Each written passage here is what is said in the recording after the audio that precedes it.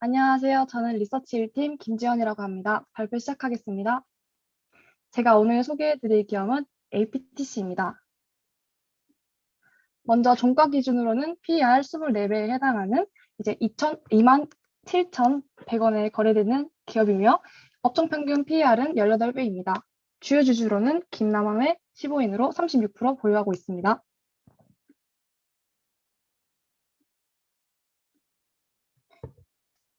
APTC의 주력 상품은 건식 식각 장비인데요. 우선 식각과 식각 산업에 대해 간략하게 설명하고 뒤에 본격적으로 기업에 대해 설명해 드리겠습니다. 식각 공정이란 설계한 패턴을 반도체 웨이퍼에 그려넣는 과정을 거치고 이후 필요하지 않은 부분을 깎아내 입체적으로 만드는 공정입니다.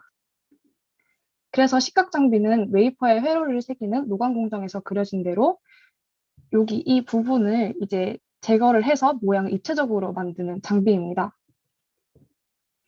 식각 공정은 전체 공정 중에 30%를 차지하는 반도체의 핵심 공정이라고 할 수 있습니다. 포토 공정에서도 이제 이러한 식각 장비 도움이 필요하고요. 더 고도화되면 고도화될수록 더 많은 투자 금액이 필요한 공정입니다.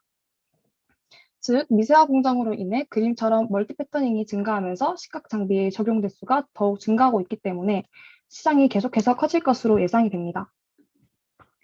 다음은 습식 식각과 건식 식각에 대해 간단하게 설명드리겠습니다. 식각에는 습식 식각과 건식 식각이 있는데 습식 식각은 단순하게 액체를 이용한 식각이고 건식 식각은 이제 플라즈마 상태를 이용한 식각이라고 보시면 됩니다. 습식 식각은 이제 비용이 적게 들고 공정이 단순하며 식각 속도가 빠르다는 장점이 있지만 이제 그림에 보시다시피 식각이 모든 방향으로 일어나서 미세 패턴을 구현할 때는 적합하지 않습니다. 또 웨이퍼가 오염이 될 수 있고 감광의 카부가 파이는 경우가 발생하기도 합니다. 이와는 반대로 이제 APTC 식각 장비의 방식인 건식 식각은 정확도가 높고 일정한 방향으로 식각을 하기 때문에 미세 패터닝이 가능하다는 장점이 있습니다. 비용이 비싸고 공정이 복잡하다는 단점이 있지만 이런 정밀 공정을 위해서는 건식 식각 장비가 필수적입니다. 다음으론 식각 장비 산업이 반도체의 업황에 영향을 많이 받기 때문에 이제 메모리 반도체 산업에 대해서 간단하게 알아볼게요. 메모리 반도체 산업은 이 위의 표처럼 이러한 사이클을 가지고 있는데요. 이제 아래 표를 보시면 반도체 D램 가격이 상승한 것을 알 수 있습니다. 이는 빅데이터, 데이터 저장 장치 대용량화, 자율주행차, 전기차, 사물 인터넷 산업의 발달로 구조적인 변화가 일어나서 발생한 수요의 증가로 볼 수 있습니다. 이전까지는 메모리 반도체 시장이 이제 PC 사양의 교체 주기에 따라서 호황기와 불황기가 공존을 했고 그에 따라서 이제 선행 지표인 장비 산업 역시 비슷한 양상을 보여왔는데요. 하지만 이제 앞서 말씀드린 것처럼 이제 스마트폰, 전기차, TV 등 이제 전자기기가 컴퓨터화되기 시작을 하면서 메모리 반도체 시장이 지속적으로 성장을 했고요. 또한 이 최근에 미국의 중국 반도체 제재로 중국이 이제 반도체를 확보하기 위해서 뭐 웃돈을 주고 반도체를 구매하는 등의 가수요 현상 역시 이러한 반도체 가격의 상승을 이끄는 요인으로 꼽을 수 있습니다. APTC는 일단 SK 하이닉스에 납품을 하는 회사라 하이닉스 메모리 사업에 대해서 잠깐 말씀을 드리면 SK 하이닉스는 이 삼성전자에 비해 메모리 반도체에 대한 비중이 높습니다. 그래서 앞서 말씀드린 이제 메모리 반도체 수요에 대한 수혜를 더 크게 입을 것으로 이제 기대가 되고요. 21년 메모리 반도체 산업이 22년까지 이제 성장할 것이라고 예측이 되기 때문에 이제 이에 따라서 SK 하이닉스 매출액 또한 증가할 것으로 예상이 됩니다. 다음으로 반도체 장비 시장의 규모는 지속적으로 우상향하는 모습을 보이고 있습니다. 여기서 주의 깊게 봐야 할 점은 바로 이 APTC 매출액 증가율이 이제 57%로 전 세계 반도체 장비 시장의 성장률인 19%보다 훨씬 높다는 점인데요. 다음은 이제 식각 장비 산업에 대한 특성에 대해서 알아보겠습니다. 식각 장비 산업은 반도체 산업 경기 예측치에 따라서 이제 투자가 먼저 이루어지기 때문에 이제 그에 따른 반도체 업체들의 설비 투자 계획에 의해서 직접적인 영향을 받고 있습니다. 신규로 장비를 개발하는데 약 2년에서 3년의 기간이 필요하고 예를 들어서 SK 하이닉스와 같은 고객사와의 긴밀한 협력이 중요합니다. 특히 이제 식각 장비는 공정의 난이도도 높고 증착 공정과는 달리 이제 되돌릴 수가 없어서 높은 기술력이 요구됩니다. 그리고 또 고도의 기술력을 필요로 하며 이제 반도체 성능을 좌우하기 때문에 이제 진입 장벽도 높습니다. 그러한 결과로 이제 선진국 소수의 글로벌 기업들의 교섭력이 크기 때문에 이러한 장비에 대한 국산화 요구가 있어 왔습니다. 다음은 반도체 장비 중에서도 전공정 장비 지출액입니다. 16년에서 18년까지 이제 3년간 상승을 하다가 19년도에 하락을 했으며 20년부터는 큰 폭으로 상승하는 모습을 보이는데요. APTC 매출액과 비교해보면 세계 반도체 전공정 설비 투자 금액과 유사한 모습을 보이고 있다는 점 알 수 있습니다. 전 세계 시각장비 시장은 램리서치, 도쿄 일렉트론, 어플라이드 머티리얼즈 이 3사가 82%의 점유율을 차지하여 과점화하는 형태를 띠고 있고, 국내 시각장비 업체로는 이제 삼성전자 자회사인 세미스와 APTC가 있다는 점 참고해 주시면 될 것 같습니다. 자, 그럼 이제 본격적으로 기업에 대해 설명해 드리겠습니다. APTC는 아까 말씀드렸던 삼성전자 자회사인 세메스를 제외하고 국내에서 유일하게 메모리 반도체 쪽 메인 시각 장비를 만들고 양산하는 하이닉스양 기업입니다. 현재 실리콘밸리의 미국 영업법인을 지분 100%로 두고 있습니다. 매출액은 거의 제품 매출로 이루어져 있고 장비별로 봤을 때 매출의 거의 대부분이 이제 폴리 시각 장비에서 발생을 하고 있습니다. 시각 장비는 이제 폴리 에처, 메탈 에처, 옥사이드 에처로 나뉘는데요. 이제 APTC 상품은 이제 실리콘을 시각하는 폴리 에처, 메탈 트랙을 시각하는 메탈 에처로 구성되어 있습니다. 폴리 에처인 레오 NKIC는 이제 SK 하이닉스 D램 생산 라인에 납품이 되고 있고요. 이게 기존의 캐시카우이고 이제 39억 적으로 추정 중입니다. NKIC를 업그레이드한 레오 WH는 하이닉스 랜드 생산 라인에 납품이 되고 있고 이제 메탈 에처는 이제 나르도 M으로 D램 생산 라인에 납품됩니다. 레오 WH랑 나르도 M이 이제 신제품인데요. 판매액이 1분기 매출액에 처음으로 이제 포함이 되었다고 합니다. 다음으로는 이제 기술력에 관한 부분입니다. 이제 플라즈마 소스에 따라서 이제 어플리케이션이 조금씩 바뀌는데 이제 용량성 플라즈마인 CCP와 유도성 플라즈마인 ICP 크게 두 가지로 나뉘고 있습니다. 그 중에서 APTC는 ICP 소스 등의 자체 기술을 개발하고 상용화해서 장비에 적용을 하고 있습니다. CCP와 ICP는 이제 어떤 식으로 플라즈마가 이 챔버 안에서 형성이 되느냐에 대한 차이가 있는데요. 이제 깊은 내용은 빼고 각각의 장단점에 대한 내용만 간단히 말씀드리면 CCP 같은 경우에는 이제 강한 전기적인 에너지를 가지기 때문에 이 산화물 식각에 쓰이는 아주 단단한 물질을 식각시키는데 더 유리를 해서 다이일렉트릭 방식에 쓰이고 있고 ICP 같은 경우에는 이온 에너지와 플라즈마를 생성시키는 것을 이제 따로따로 컨트롤을 할 수 있어서 이제 자유도가 높은 방식이다라고 보시면 될 것 같습니다. 또 이제 플라즈마의 농도, 즉 라디칼 숫자라든지 이온의 숫자를 더 풍성하게 만들 수 있다는 점에서 이제 균일하게 모든 웨이퍼 부분에 식각을 할 수 있다라는 장점을 가지고 있고요. 이제 기술적인 부분에 대해서는 너무 복잡하니까 이제 투자 포인트에 가서 좀 더 자세히 다뤄볼게요. 다음 표를 보시면 이제 17년 기준으로 이제 해외 기업에 비해서 국내 기업의 기술 수준이 85%에 달해 있다는 것을 알 수 있습니다. 또한 이 자체 테스트 결과 신제품인 레오 WH는 이 수요 측면에선 램리서치 FX 장비와 거의 동일한 수준의 성능을 낼 수 있다고 밝힌 바 있습니다. 이처럼 하이닉스의 기술 평가를 거쳐서 인정받은 품질에 가격 우위를 바탕으로 지속적으로 하이닉스의 장비를 공급 중입니다.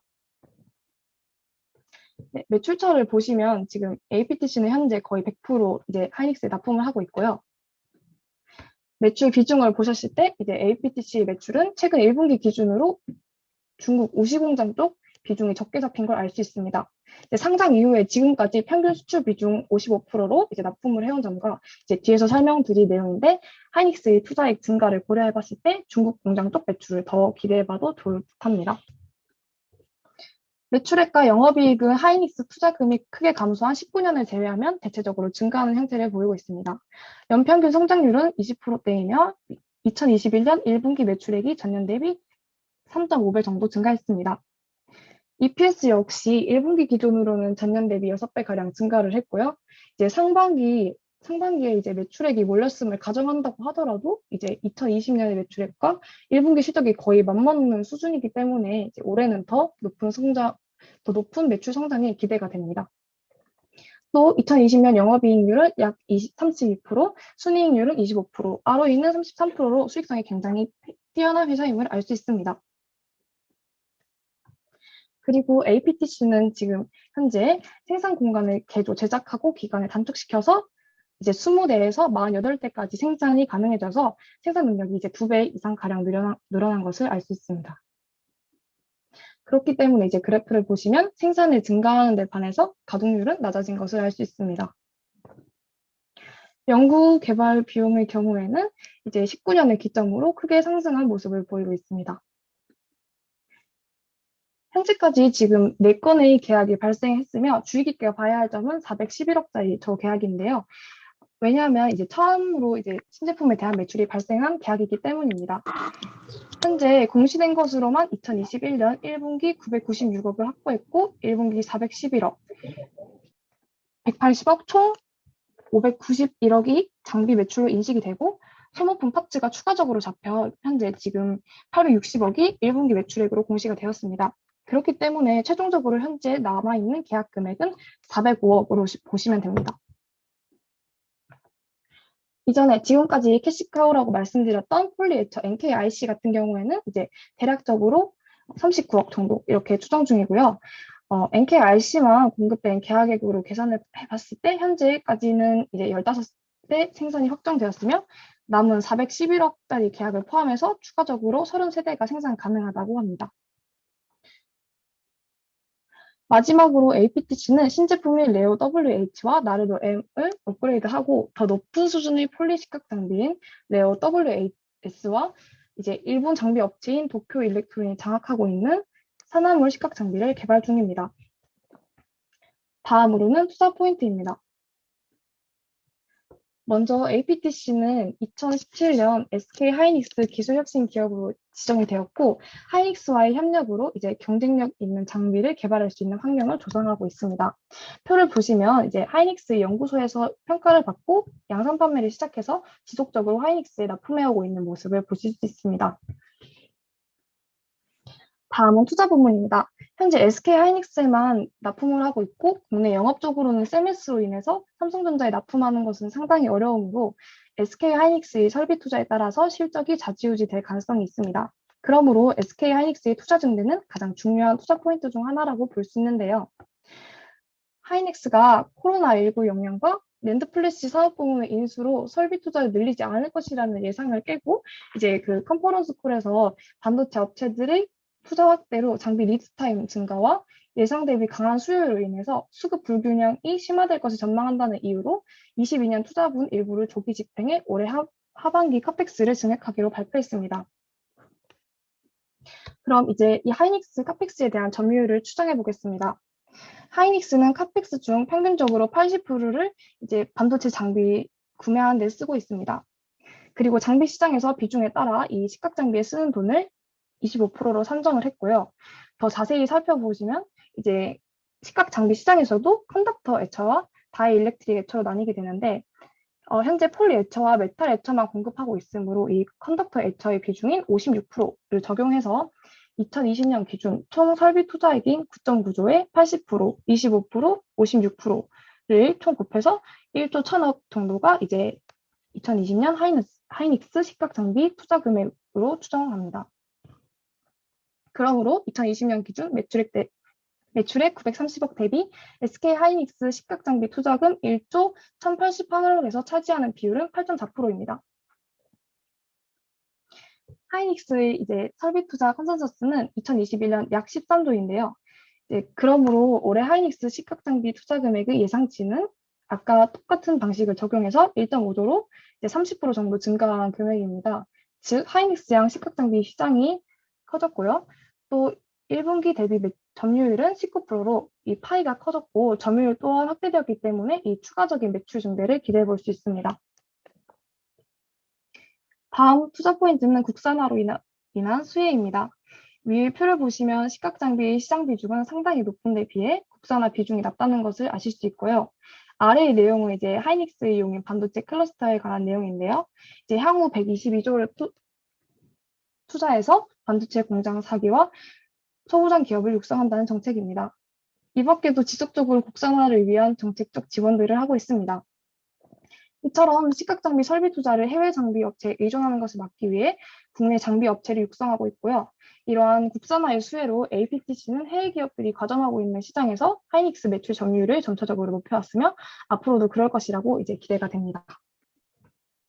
다음 그래프를 보시면 이제 16년부터 18년까지는 이제 하이닉스의 매출액의 증가에 따라서 APTC의 매출액이 따라 증가하다가 이제 19년에 하이닉스의 카펙스가 이제 전년 대비 큰 폭으로 감소한 데 반해 매출액은 이제 크게 감소하지 않았고 이제 20년도에는 21%가량 이제 카펙스가 감소했음에도 불구하고 매출액이 57%가량 증가했습니다.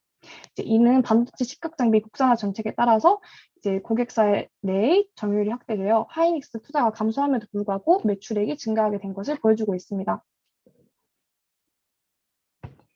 다음은 매출원 다양화입니다. 이전까지는 매출액이 하나의 장비에서 이루어져 매출원이 다양하지 않다는 리스크가 존재했는데요. 최근 1분기 실적에 신형 장비인 레오 WH 그리고 나르도 M이 포함되고 장비의 다양화로 매출원이 확대되면서 리스크가 줄어들었습니다. 노랗게 표시해 놓은 곳을 보시면 이제 다른 계약들과는 달리 이제 계약 금액도 크게 늘었음을 알 수 있습니다. 다음 투자 포인트는 생산력 증가로 인해 기대되는 매출액의 증가입니다. 장비 금액으로 이제 추계를 해봤을 때 이제 기존의 캐시카우인 NKIC만 생산한다고 가정하고 이제 장비 한 대당 39억이라고 아까 추정을 했는데요. 이제 그러면 39억 곱하기 48대 해서 100%로 가동 시 이제 장비 매출은 최소 1,870억으로 추산할 수 있습니다.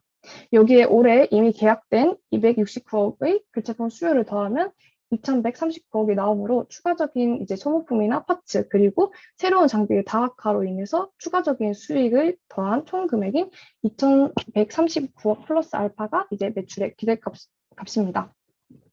그리고 이제 생산력에 대해서는 이제 기업 내부적으로 증설에 대한 필요성을 크게 느끼고 있다고 합니다. 네, 참고만 해두시길 바랄게요. 마지막 투자 포인트는 기술적 혜자입니다. 이 식각장비 산업은 진입장벽이 크게 세 가지가 있습니다. 먼저 특허로 만들어야 하므로 진입이 힘들고 두 번째는 지속적인 투자가 필요하며 마지막으로는 이제 새로 진입하는 기업과 협업이 힘들다는 점입니다. 식각장비는 먼저 제작 난이도가 상당히 높고요. 이제 재현성, 이제 비슷한 수준으로 계속 작업을 하는 정도를 말하는데요. 그런 재현성도 높아야 해서 이 높은 기술력을 필요로 합니다. 국내 업체가 이 일을 할 수 없었던 이유 중에 하나가 플라즈마 소스에 대한 특허인데요. 이러한 특허에 대한 문제 때문에 이러한 장비를 만들기가 쉽지 않았다고 합니다. 특허로 이제 부호가 되고 있어서 램 리서치 같은 회사도 서로 다른 방식으로 생산 중이므로 진입 장벽이 상당히 높습니다. 그러므로 APTC도 ICP에 대한 고유 특허를 가지고 생산을 하고 있다는 점에서 진입 장벽을 가지고 있다고 볼 수 있습니다. 또 시장에서 살아남기 위해 지속적인 투자를 필요로 하고요. 반도체 기업은 신뢰성, 생산성, 보안성 문제로 인해서 이제 기존의 공급사로부터 장비를 구매할 가능성이 높습니다. 특히 핵심 반도체 장비의 경우에는 이제 기술력이나 가격 측면만큼이나 신뢰 관계가 굉장히 중요한 고려 요인으로 작용하는데요. 이제 APTC 같은 경우에는 하이닉스와의 공동 기술 개발 등을 통해서 반도체 장비 개발을 추진하며 신뢰를 쌓아왔다는 점까지 이 세 가지를 기술적 혜자로 꼽을 수 있습니다. 다음은 리스크 부분입니다. 먼저 APTC는 하이닉스에만 납품을 하다 보니까 이제 하이닉스에 대한 의존도가 굉장히 높습니다. 그런데 이제 그에 대해서는 아래 그래프에서 이제 2020년의 경우를 보시면 설비 투자가 감소함에도 불구하고 매출액이 이제 늘어나는 모습을 보인 바 있기 때문에 이제 매출처가 하나인 만큼 고객사 내 점유율을 늘리며 입지를 다지는 중이고요. 또한 이제 미국 해외 법인을 설립해서 매출처를 다각하기 위해서 노력 중입니다. 아직까지는 가시적인 성과는 없고 이 코로나로 늦어진 이제 북미 고객사 영업이 1분기 이후 재개될 것이라고 설명하고 있습니다. 그러므로 이제 고객사가 하이닉스만 존재한다는 점에서는 여전히 리스크가 남아 있습니다. 다음은 해외 경쟁사에 대한 부분입니다. 해외 영업 부분에 대해서는 아까 신뢰성을 통한 혜자가 있다고 말씀을 드렸는데요. 이 점은 바꿔서 생각을 해보면 이제 북미 고객사인 마이크론, 인텔에 납품을 하는데 상당한 진입 장벽이 있다는 것을 의미합니다. 또 이들은 긴 업력을 통해서 경험과 노하우가 있기 때문에 높은 시장 점유율을 유지하며 이제 데이터를 축적하고 더 많은 연구 개발비로 더 좋은 장비를 생산하기 때문에 외국 법인을 통한 영업 실패 가능성이 존재한다는 점을 이제 리스크로 고려해야만 합니다. 또 실적 피크에 대한 우려가 있는데요. 이는 이제 납기가 상반기에 몰린 것처럼 이제 높은 매출액을 기록했기 때문입니다. 하지만 실적 피크라기보다는 이제 매출원을 늘려서 수익성을 높인 성과라고 생각을 합니다.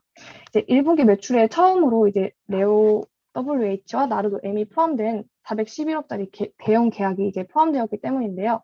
이제 앞으로 신제품이 이제 주된 캐시카우가 되어서 규모가 더 큰 계약들만 발생한다면 앞으로의 실적은 크게 상승할 것으로 예상됩니다. 또 실적 피크라기에는 이제 1분기에 인식된 장비 매출은 590억이며 2분기에 인식될 장비 매출은 405억이라서 이제 실적 피크라고 판단하기에는 이르다고 생각이 됩니다. 그리고 캐파가 늘어났고 이제 하이닉스 장비 점유율을 늘리는 중이기 때문에 더 높은 수익성이 기대가 되므로 이제 실적에 대한 우려는 잠시 접어두셔도 좋을 듯합니다. 마지막 리스크는 이제 주가가 고점일지도 모른다는 우려인데요. 이제 이것에 대해서는 이제 주가가 이제 실적에 수렴하는 건 당연하고, 이제 앞에서 말씀드렸듯이 수익성이 개선된 점, 리스크가 감소하고 추가적인 매출 상승을 기대할 수 있는 점을 고려했을 때, 네, 고점이 아니라고 판단이 됩니다. 마지막으로 밸류에이션 하겠습니다. 2021년 장비 매출 591억, 그리고 소모품 파츠 교체 수요인 269억을 합쳐서 총 1분기 매출액인 860억에 남은 계약 잔고인 이제 405억을 더했고요.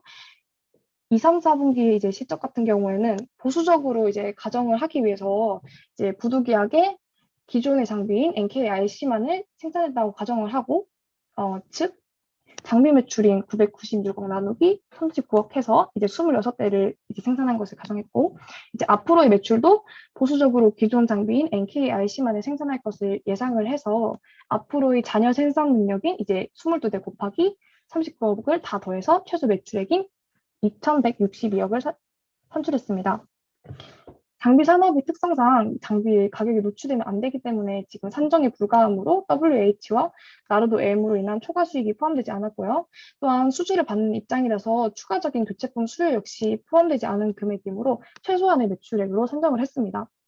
보수적으로 산정을 해야 함에도 불구하고 이제 직접 계산을 한 이유에 대해서 궁금하실 텐데, 그러한 이유는 이제 1분기에 이미 이제 1,000억 이상의 계약이 완료된 상태라 이제 20%의 CAGR을 고려해서 매출액을 예측하는 것은 이제 의미가 없다고 생각했기 때문에 네, 직접 계산을 했습니다.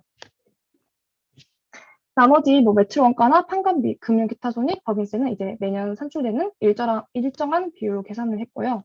이제 법인세인 경우에는 이제 사업년도 초기에 2월 결정금으로 이제 마이너스 금액이 잡히기도 했었어서 이제 18년 이전 법인세는 제외를 했고, 각 사업년도의 1분기 수치는 이제 총 법인세가 이제 고르게 반영되지 않는 경향이 있어서 21년 1분기 수치도 제외하고 계산을 했습니다. 네, 매출액 추정치표는 이제 참고해 주시면 되고요. 이제 넘어갈게요. 따라서 21년 EPS는 2,532원입니다. 다음 이제 목표 주가를 산정하기 전에 PER에 대해서 간단히 말씀드리면 이제 아래 표에 나와 있듯이 이제 반도체 장비 투자의 경우에는 역사적으로 평균 3에서 5년 정도의 투자 사이클이 존재합니다.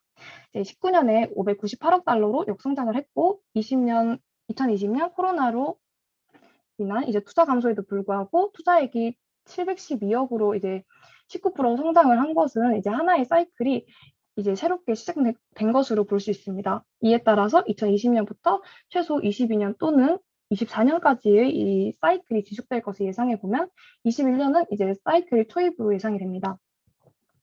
이 말씀을 드린 이유는 PER 산정에 이러한 점을 고려하기 위함인데요. 이제 PER을 산정할 때 반도체 사이클 주기보다는 이제 직접적인 영향을 받고 반도체 사이클 주기보다 선행되는 지표인 이제 카펙스 주기에 중점을 두고 카펙스가 역사적으로 이제 현재와 유사한 상승률을 보일 때의 PER을 추정했습니다. 그래프를 보시면 이제 카펙스가 회복하는 국면에 해당하는 13년에서 14년 그리고 16년에서 17년 중에 이제 비정상적인 PER을 적용받아서 평균값을 해치 우려 있는 14년을 제외한 14, 16, 17년도의 시각 장비 업체 3사 평균 PER인 17배를 산출을 했는데요. 자, 하지만 이 회사들은 이미 업력이 쌓여 있어서 밸류 체인을 강하게 형성하고 있고 높은 점유율을 차지하고 있다는 점, 그리고 시각 장비 외에도 증착, 세정 장비, 디스플레이 부문으로도 사업을 다양하게 영위하고 있다는 점에서 할인율을 10% 적용했습니다. 따라서 PER은 15배를 적용했고요. 이제 2021년 목표가는 38,770원으로 상승 여력은 43%입니다. 네, 이 기업에 대해서 공부하면서 이제 말씀드릴 내용이 많은데요. 이제 먼저 PER에 대해서 개인적으로는 이제 APTC가 높은 기술력을 필요로 하는 이런 시각장비 시장에서 후발주자임에도 불구하고 좋은 성과를 내고 있으며 지속적으로 새로운 장비 개발을 통해서 매출을 다각화하기 위한 노력을 보이고 그에 따른 성과로 발전을 하는 기업이기 때문에 높은 벌티표를 받아야 한다고 생각해서 낮은 할인율을 적용했고요. 이제 다음으로 이제 주가가 많이 올랐음에도 불구하고 여전히 싸다고 생각하는 이유는 이제 개인적으로 생각하기에 이제 여러 재료가 네, 많이 남아있다고 생각하기 때문입니다. 사실 여기 구체적으로 이제 담지 못한 내용이 너무 많아서 아쉬운데, 뭐 예를 들어서 증설 가능성이나 이제 용인 반도체 클러스터 입주 기업 선정과 같은 그런 이슈들이 있습니다. 또 하이닉스의 납품받는 시각장비 시장의 침투율이 작년 기준 8%밖에 되지 않기 때문에 성장의 초기 국면이라고 볼 수 있으므로 앞으로 더욱 성장할 기업이라는 점에서 주가는 여전히 저평가다라고 생각을 합니다. 네, 세 번째로 언제쯤 적정 가치를 받을 수 있을까에 대해서는 이제 하반기 메모리 반도체에 대한 수요 폭증으로 이제 하이닉스 투자가 증대가 되고 그에 따른 지속적인 매출이 하며 이제 또 새롭게 도입된 장비가 이제 주력 상품이 돼서 큰 매출 비중을 차지함으로써 안정적으로 높은 매출에 기여하기 시작하게 되면 이제 시장에서도 그러한 가치를 알아줄 것으로 기대하고 있습니다. 마지막으로 굳이 왜 해외 장비가 업체가 아닌 APTC인가에 대해서는 이제 좋은 기업이라도 이제 싸게 사야지 의미가 있다고 생각을 했고요. 이제 아무리 좋은 기업이라고 하더라도 이제 비싸게 사면 좋은 주식이 아니고 이제 또한 저렴한 가격에 사서 이제 오랫동안 함께 갈 수 있는 주식이라고 생각을 해서 이제 이 기업을 고르게 됐습니다. 앞으로 이제 점유율 확대, 장비 다각화를 통해서 이제 높은 성장성을 보여줄 것이 기대되는 회사이므로 이 회사를 골랐다고 이제 말씀드릴 수 있습니다. 현재 이 기업의 펀더멘탈이 아닌 이슈로 아주 약간의 조정을 받고 있는데요. 이제 저는 원래 주가 빠지는 날이 이제 매수하는 날이다라고 생각을 하고 있고요. 주가는 결국 실적에 이제 수렴하게 되어 있으므로 이번 그리고 앞으로 있을 세일 기간을 잘 이용해서 좋은 주식 저점에 매수하시길 추천드리겠습니다. 이상으로 발표 마치겠습니다. 감사합니다.